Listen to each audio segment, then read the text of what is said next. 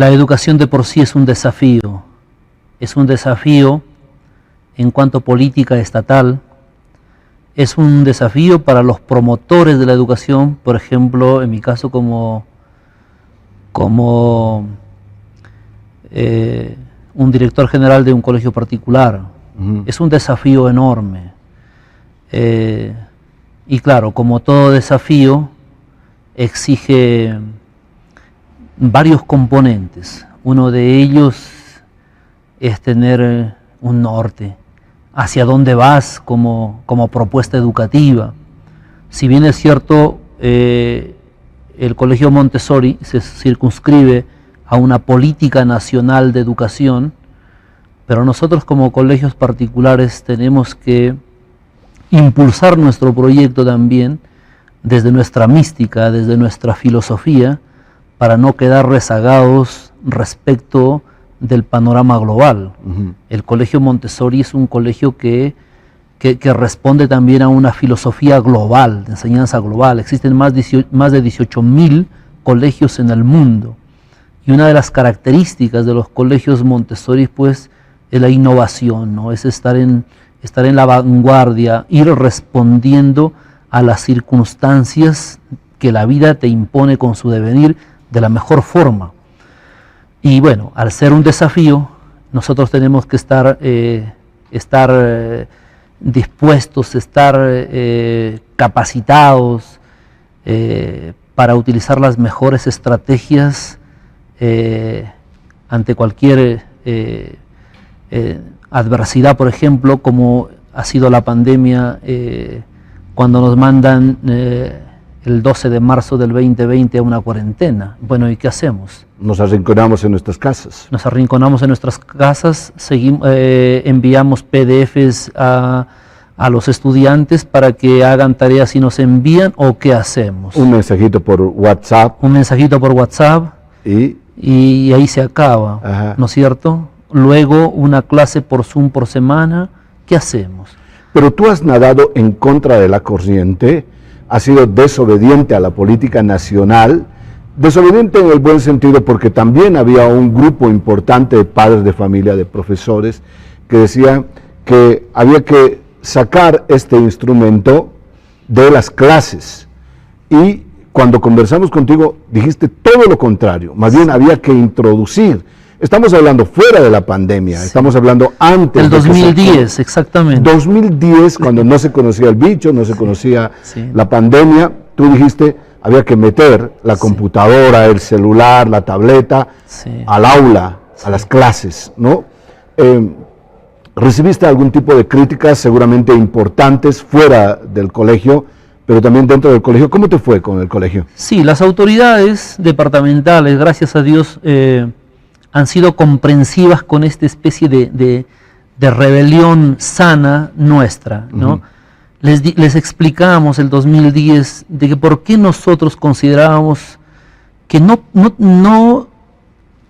teníamos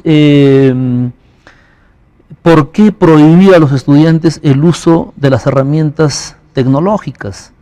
Entonces les explicamos que nosotros necesitábamos de una tableta, de un iPad, de un celular, como recursos pedagógicos. Bueno, así salimos del paso. Entonces dijeron, ok, si es para recursos pedagógicos, como recursos pedagógicos pueden usarlo, ¿no? Entonces empezamos a trabajar. Nosotros ya teníamos el año 2009 nuestra plataforma web, ¿no? Hicimos una adaptación de... ¿Cuándo ya trabajaron en su plataforma de educación? Nosotros la primera plataforma que tuvimos fue el 2009. 2009. El 2009, sí. Ya. Entonces, pero encontramos mucha resistencia de parte de los padres de familia para incorporarla. ¿Por qué crearon la plataforma el año 2009? Sí, el Colegio Montessori ha tenido mucha apertura con los estudiantes de Ingeniería de Sistemas de Tecnología de San Francisco Javier que venían a hacer prácticas al Montessori. Ajá. Entonces, una de las particularidades del Montessori es el amor por la matemática, por las ciencias exactas. Entonces había que aprovechar el talento de estos jóvenes que venían a hacer su práctica profesional, y entonces decía, bueno, ¿y cuál es la propuesta? ¿Ustedes con qué vienen para el Montessori? Y bueno, pues nos encontramos con estudiantes brillantes.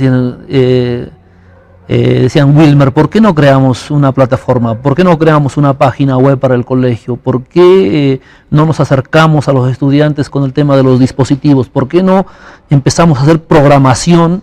¿Por qué no incorporamos programación en la materia de informática?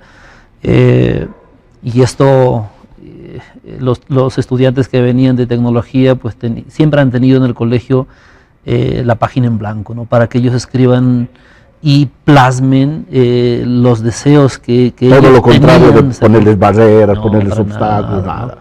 Es alas, alas, alas. Dime. Hoy en día, el director académico a nivel secundario, el ingeniero Vladimir Camargo, que vino como practicante, es director académico de nivel secundario. Ajá, o sea, fue para quedarse, ¿eh? Imagínate. Dime, ustedes han participado, quiero decir, con estudiantes, han participado en olimpiadas, en mundiales de física, química, matemática. Sí. ¿Por qué enganchan ustedes a nivel nacional y concursos de ese tipo? Porque muchos otros colegios, no quiero desmerecer, pero participan en la entrada folclórica, en el concurso de bandas, tienen otra corriente ustedes, ¿no? ¿Por qué? Ocurre que para nosotros el desarrollo del lenguaje, del razonamiento verbal dentro del lenguaje, la matemática y el razonamiento matemático, lo consideramos dos áreas cruciales para el desarrollo intelectual, incluso social y de manejo de habilidades del estudiante. Cuando tú trabajas la lógica con un estudiante desde la más temprana infancia, te lleva a tener estudiantes lógicos, gente con criterio, desarrollan muchísimo ese sentido lógico, buscan siempre la palabra precisa, les importa mucho el lenguaje, les importa mucho la escritura. ¿Por qué? Porque, por ejemplo, en el planteamiento de un problema matemático, una coma es muy importante. Claro. El leer bien la instrucción, el leer bien el problema es clave, porque de ahí el estudiante puede deducir, ok, esto me está pidiendo el profesor en este ejercicio. Claro. Entonces, no entiendes bien el problema, si ¿hay otra solución? Claro, no, si no lees bien el problema, vas a irte por cualquier camino menos por el procedimiento correcto. Claro, entonces, la lógica, es decir, el criterio. Y hoy en día, por ejemplo, pues hemos incorporado de manera marcada, de manera ponderada, el lenguaje de la programación. Porque el lenguaje de la programación es el nuevo lenguaje que necesita la sociedad hoy en día. Y los estudiantes aprovechan ese conocimiento, yo diría, importante, en el que hemos hecho mucho énfasis, que es el conocimiento de la matemática, lo utilizan para el lenguaje de la programación, que también implica mucha lógica. Exacto. Cuando hablaba con el profesor Said Pérez, profesor universitario, docente universitario, para entender la programación tienes que entender la lógica, porque se mueve un engranaje que va a mover a otros engranajes de una manera lógica. Está bien, está perfecto ahí el tema. Y el tema del lenguaje que viene es muy marcado para entender bien el problema. Pero dime, una vez que la pandemia ya hay 93% de participación en aula, han vuelto a las clases presenciales. Bueno, dime, ¿ya el problema se ha solucionado? No creo, porque hay 2 años de rezago. ¿Cuál crees que tienen que ser los puntos para un poco recuperar esa educación que la hemos perdido? Porque en 2 años no creo que recuperemos en 2 días, ¿no? Es lo que tú planteas en este momento es sumamente preocupante. Ya veníamos rezagados como Bolivia en la evaluación que hizo la UNESCO, ¿no es cierto? Veníamos como último. Porque PISA no participamos. No participamos, ¿no? Que deberíamos participar, aunque quedemos en último lugar, claro. Pero deberíamos participar, ¿no? Pero bueno, en esta evaluación quedamos muy mal parados. Entonces ya indicaba que estábamos en la cola como sistema educativo de la región. por sentido común, pues podemos decir que 2 años nos han afectado profundamente al sistema mundial de educación. Claro, pero han habido países, sí, han habido sistemas educativos que han reaccionado de la mejor manera y de la manera más rápida posible. Pero bueno, en este contexto, el Montessori empezó a trabajar el 2010, cuando nos envían a cuarentena el 12 de marzo. Nosotros el 12 de marzo en la tarde estábamos colocando todos nuestros contenidos digitales a nuestra plataforma, y el 12 y el 13 y el día 16... El 12 de marzo que nos mandan a casa. Sí, en la tarde ya estábamos nosotros colocando todos nuestros contenidos, porque una de las particularidades del Montessori... ¿En la tarde de cuándo? ¿Del mes de septiembre? No, del mismo 12 de marzo. 12 de marzo. Sí, a las 3 de la tarde tuvimos reuniones. Hubo colegios particulares, sí, como el tuyo, o fiscales, sí, que habían pensado volver a clases, sí, en junio, y todavía no habían vuelto. Había todavía una discusión, que esto, que lo otro, sí, que teníamos internet, que no teníamos internet, que no tenemos celular, etcétera, porque san pretextos siempre hay, ¿no? Claro. No, nosotros el día 12 en la tarde nos reunimos y empezamos a llevar nuestros contenidos, que estaban todos en digital, a nuestra plataforma. Y eso fue el 12 y el 13, y el 16, lunes 16, arrancamos en nuestra plataforma. Y el 20 teníamos nosotros como institución educativa, cuentas educativas Zoom. Empezamos a trabajar rapidísimo, ¿no? O sea, tardaron una semana prácticamente. Para irnos a Zoom, pero ya estábamos también trabajando con Facebook Live. Ya desde el 16 estábamos trabajando con Facebook Live, ¿ya, no? Y con YouTube. Entonces enviamos a una capacitación a los maestros nuevos que no conocían nuestra plataforma. Lo que ocurre es que el 2019, en noviembre, hay un conflicto social. En ese conflicto social nosotros no paramos, nosotros aprovechamos de trabajar con nuestra plataforma. Claro, nos perdemos en el tema de la pandemia sin tomar en cuenta el año 2019, que ya habíamos parado. Ya habíamos parado por el conflicto social un buen tiempo, pero el Montessori no paró. El Montessori trabajó con su plataforma. Entonces el 2020, pues nosotros rápidamente reaccionamos, ¿no? Claro, y hay una ventaja aquí, respecto seguramente del resto de instituciones educativas, es que nosotros hemos nacido como una propuesta bastante sui generis, bastante particular, por ejemplo,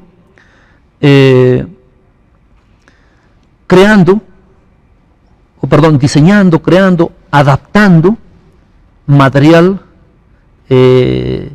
didáctico para cada una de las materias. Entonces, todo nuestro material lo tenemos digitalizado. Entonces, eso pues es una... ¿Desde cuándo? ¿Desde el marzo del año 2020 o antes? No, nosotros hemos trabajado siempre con material propio, desde el 2008, desde nuestra fundación. Siempre hemos trabajado con material propio. No hemos trabajado nunca con un texto escolar, excepto inglés.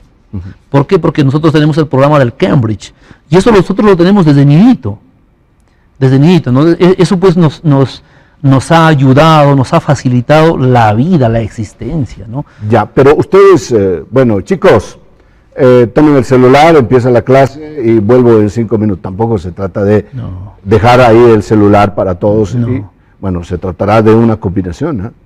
Claro. No, las herramientas pedagógicas, como el celular, como una tablet o como un iPad, son herramientas que sirven para momentos claves, que son además planificados por el profesor, ¿no es cierto? Es decir, todo nuestro contenido que está digitalizado, nosotros lo podemos pasar mediante nuestra plataforma, mediante los correos electrónicos, también mediante un WhatsApp, mediante Telegram, lo podemos pasar. Pero esa es una ventaja enorme. ¿Por qué? Porque el sistema nacional o los sistemas nacionales a menudo trabajan con textos escolares de distintas editoriales. Entonces el profesor, es decir, los profesores o los colegios piden, qué sé yo, para matemática, tal editorial, para lenguaje, tal editorial, pero estás atado a un texto escolar. Los profesores del Montessori crean su material, adaptan material, entonces lo tienen todo digitalizado. ¿Es mejor tener tu propio material o recurrir a una editorial? No, desde luego, los mejores colegios del mundo crean su propio material, adaptan su propio material. Un ratito, Wilmer. ¿Es mejor tener un texto de un editorial o crear tu propio material? Porque lo que acabas de decir es clave y fundamental, ¿eh? Definitivamente, definitivamente los mejores sistemas educativos, los mejores colegios del mundo son aquellos que han diseñado, creado y adaptado material para su colegio, ¿no es cierto? Eso es lo más importante. ¿Por qué? Porque los estudiantes del Montessori son bastante sui generis. Nosotros tenemos definitivamente una clase de estudiantes, ¿sí? Una clase de estudiantes. Y ahí están pues los hijos de las familias que quieren que sus hijos estudien seriamente, estudien con rigor académico. Hay estudiantes que han participado, repito, en mundiales de física, química, matemática, y ustedes tienen un estudiante que fue a un curso experimental de la NASA. ¿Eh? Sí. Bueno, entonces, ¿cómo se logra esto? Sí, mira, nosotros tenemos 4 menciones de honor en las Olimpiadas Mundiales de Matemática. ¿Qué significa que sean 4 menciones de honor? Es decir, que estamos prácticamente en el grupo selecto de colegios del mundo, pero tenemos 3 bronces a nivel Iberoamérica y 4 menciones de honor en la Olimpiada Iberoamericana de Matemática, y tenemos 4 medallas de bronce en la Olimpiada del Cono Sur y 3 menciones de honor. Allí estamos en el medallero de matemática en la Iberoamericana y en la del Cono Sur, y en la Olimpiada Mundial ya aparecemos. La mención de honor pertenece a un 4º lugar. Entonces no es un dato menor, es un logro espantosamente brillante para Bolivia, porque aquí no se habla ya del Montessori. Claro, claro. Y se va a un altísimo porcentaje. Hay promociones que ha ido un 60%, por ejemplo, a universidades privadas. El resto se va a San Francisco a tecnología, a medicina y a ciencias económicas. ¿Y cuánto ingresa de la universidad ahí, de estudiantes del Montessori? Ingresan todos los estudiantes. Dime, jóvenes que hayan tocado las puertas de, no sé, Miami, tal vez, Estados Unidos en general. Tenemos un exalumno, el primero que se fue fuera del país, becado, Joaquín Lastra, se fue al TEC de Monterrey, ganó una beca, es ingeniero civil. Me encontré el año pasado en el aeropuerto de Santa Cruz, venía y me comentó que lo becó el TEC de Monterrey a España y volvía a México, y ya una corporación lo contrató para trabajar. Después tenemos a Kevin Velázquez, que acaba de salir de Ingeniería Mecánica de la Universidad de Kansas, ahora también está su hermana allí. Tenemos estudiantes de medicina en Barcelona, en este momento un estudiante en la Universidad del Desarrollo de Chile, tenemos en Buenos Aires, en la UBA, estudiando medicina. Entonces hay gente que está afuera, ¿no? Wilmer Pérez es director de estudios del Montessori, es apasionado por el tema de la educación. Aprovecho ese tema para preguntarte, más allá del Montessori, en el colegio fiscal que está en la parte periférica, en la parte media o en la parte central, ¿cómo debemos recuperar? ¿Dónde apretar? ¿Dónde cargar las pilas para recuperar este tiempo perdido? O sea, alguna gente dice, el tiempo perdido no se puede recuperar, pero algo tenemos que hacer, porque así como estamos no podemos seguir en educación, Wilmer. Tu consejo, tu sugerencia es muy importante. Las autoridades departamentales, distritales, nacionales tienen que motivar a sus profesores, tienen que convencerles de algo, de que la profesión magisterial es la profesión más importante de un país, porque su formación, la pasión que él tenga, es gravitante en el tema motivacional de un estudiante, allí donde se encuentre. Nosotros hemos tenido uno de los últimos estudiantes ganadores, Rodrigo, de Monteagudo.